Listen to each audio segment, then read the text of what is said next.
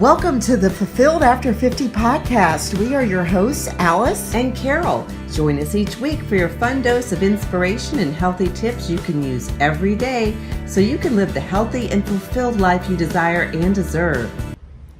Hi everybody, it's Carol and Alice, and we're here with your dose of fulfillment for Fulfilled After 50. And today we've got a great topic, and that is 5 different ways for you to stay confident. Yeah, as we get into our 50s or really any season of life, honestly, as women, we face that confidence issue. We're always like comparing ourselves to somebody else, and then we lose our confidence. But how do we gain more confidence after maybe, our kids have flown the coop and, we don't have anybody in the house to say, it's okay, good job. Right. We're counting on ourselves then, right? You can feel a little lost, and maybe some of that confidence goes away because the things that you were confident doing every single day, you don't have that responsibility anymore. Right, exactly.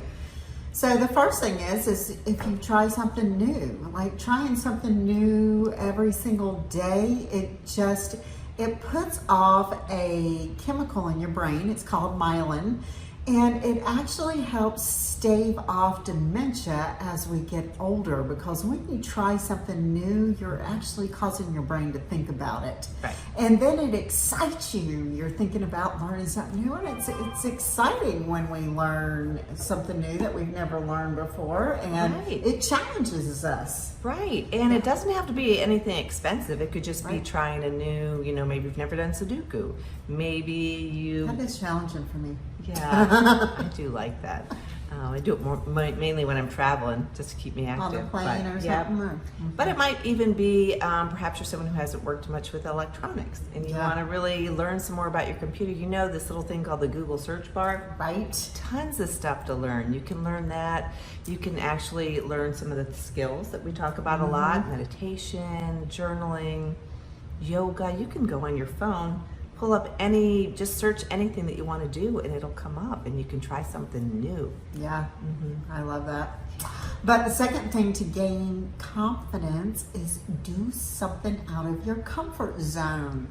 So we hold women's retreats, and our last one was we had several women just flying in from all over the world.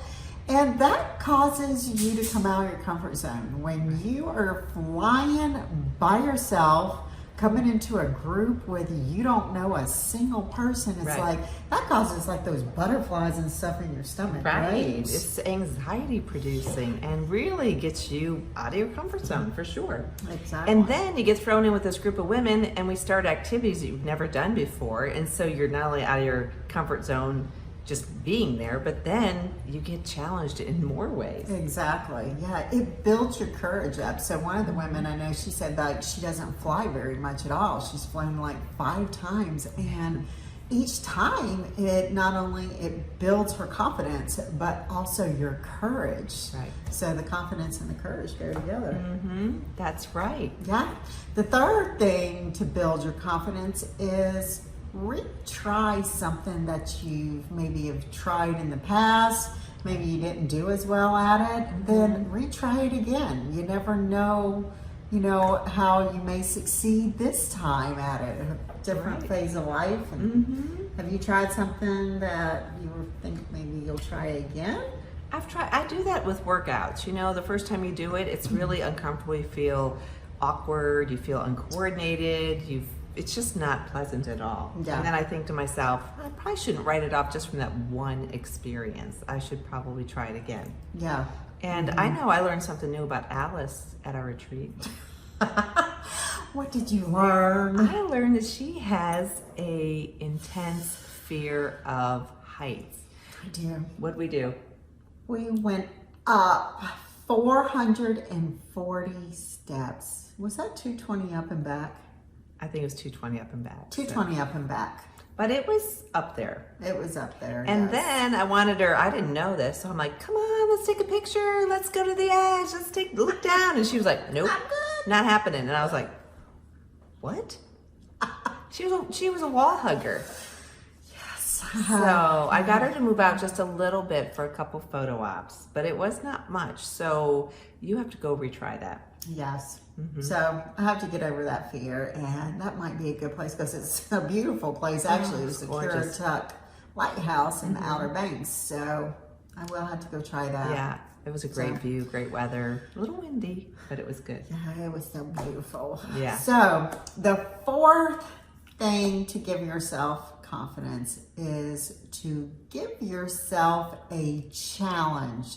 But give yourself like a realistic challenge that actually you can do. Like an art class, we did that also. Yes. And some people said, I'm not very creative, I'm not very artsy. But after they were done, they were amazing. Right. They were gorgeous. The artwork that they created, and each one was so unique and so them. Exactly. I loved it. Yes. Yeah, artwork can do that for you. Once again, maybe you've never done an online photo album. There's lots of different tools out there. You can just go out there, search it. By the time you're done, you have this great photo album. I love that. And that's I another do thing. that myself. Yeah, we should do one from the retreat. We should. Oh, see, we're going to do something new. I have never done an online photo album, but that would be amazing. Like, think about Christmas coming along and gifts. What have you not done before? Maybe do something different. Maybe entertain something new as a Christmas. Yeah, a new recipe can even be something different, you know? Right, challenge yourself. That's a challenge for some, like, but that's a realistic challenge. Like, you can do that. Even some of our girls, like, they've never done yoga before, and it was a challenge. It always is a challenge for me, but you do it, and then you gain your confidence, like, oh, that was great. I think I'm going to do that again. Right. Yeah. So that would be good. You know what I want to learn? What? I've put this off because, and that's grilling outside. Oh, yeah? And you're going to laugh at me, but the reason why I put that off is because it's the one thing, my husband's really, really, really good at it. And it's the one thing. If you take over, he'll say, oh, you got it. Right. And then I won't have that. That's sad but true. I'm going to have to learn in the dark. Like I'm going to have to just sneak learn. Right, exactly. Yeah, you don't ever want your husband to think that you can do something else, because then it just goes to the list. Right. It's kind of like mowing the lawn, you know? Exactly. I can do that, no problem, but maybe he doesn't. I don't know how he to doesn't start even know that lawnmower. But Yeah. All right. So what's the fifth one? The fifth one is begin to do things by yourself. And the reason why we just reiterate that is when you learn to do things by yourself, one, you really become like you love yourself. You love yourself enough that it's okay to be by yourself. Right. And that is a really key thing. That's what we, always focus on in our Facebook group, Fulfilled After 50, for these women, is learn to love yourself enough that you're okay being by yourself. So the only person you're relying on is you. Right. I have to say, I didn't start that comfortable being by yourself till I was in my late 20s, believe it or not. Really? And I had to take some time to really get to know myself because I was so used to going, in high school and in college and then starting a new career and always being with people. And it was really an eye-opener, and it was very, very rewarding to have that comfort with yourself. Right. So it took me a little bit longer, but it's really worthwhile if you haven't done it. Taking that walk by yourself. Even at the retreat, people when they sometimes need to process, and that's good. They may need to take a walk on the beach. It's not because they're upset, or it's just really a processing thing and a time to spend time by yourself and just enjoy. Right. Yeah. And just even a day trip to with yourself, or something like that. I always felt like I always needed somebody to go do things with, or that, but as when you just learn to really just be confident in yourself, love yourself, then you're good with just doing a little day trip. Sometimes my husband will go out of town and I'm good. It's okay. We'll be fine. Right. You're good in your own skin. Right. Yeah, so that's your 5 tips for you just to grow more confident with yourself, and just know that you know, you are uniquely made, and just these little things that just help you gain the courage and the confidence. That's right. I hope this was helpful because Yes. they really work. That's right.